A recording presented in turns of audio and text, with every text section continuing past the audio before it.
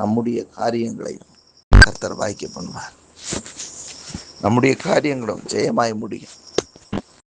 தேவனுடைய வார்த்தையை எதிர்பார்த்திருந்த 100 ஆகவே ஒரு வார்த்தை கிடைத்தால் போதும். ஏனென்றால் இந்த அண்ட சராசரமும் அவருடைய வார்த்தையினால் உண்டாக்கப்பட்டது.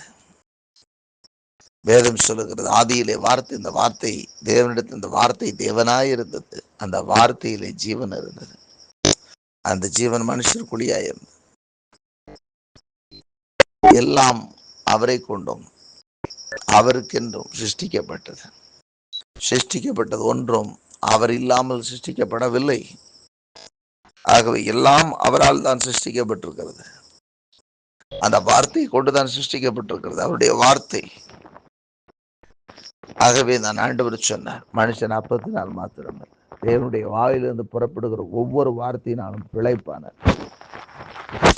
ஆகவே அவன் கேட்கிறான், ஒரே ஒரு வார்த்தை மாத்திரம் சொல்ல. ஒரு வார்த்தை இருந்தால் அதிலே மகிமை வெளிப்படும். வேதம் சொல்லுகிறது, அவர் சகல பிரஸ்தாபத்தை பார்க்கலாம் தம்முடைய வார்த்தையை மகிமைப்படுத்தி இருக்கிறார்.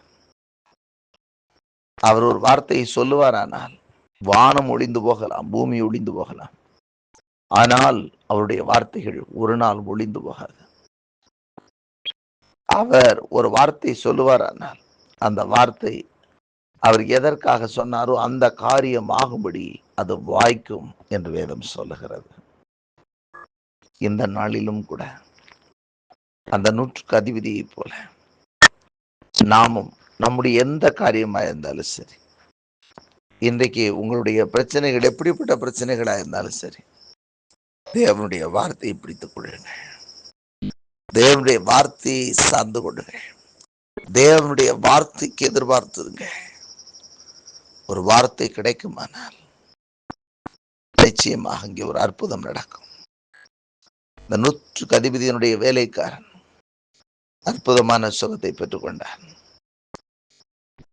அவர் வாயிலிருந்து புறப்பட்ட வார்த்தை அவனை சுகமாக்கிற்று. அவர் வந்து அல்ல, அவர் வாயிலிருந்து புறப்பட்ட வார்த்தையே. இன்றைக்கும் கூட உங்களுடைய சூழ்நிலையில் எவ்விதமாய் வேண்டுமானாலும் இருக்கலாம், எப்படிப்பட்ட நெருக்கடியோடு கூட நீங்கள் என்று இருக்கலாம்.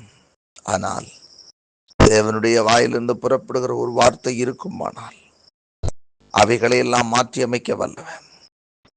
இன்றைக்கும் உங்களுக்கு அந்த அற்புதங்களை செய்து ஆசீர்வதிக்க வல்லவராயிருக்கிறார்.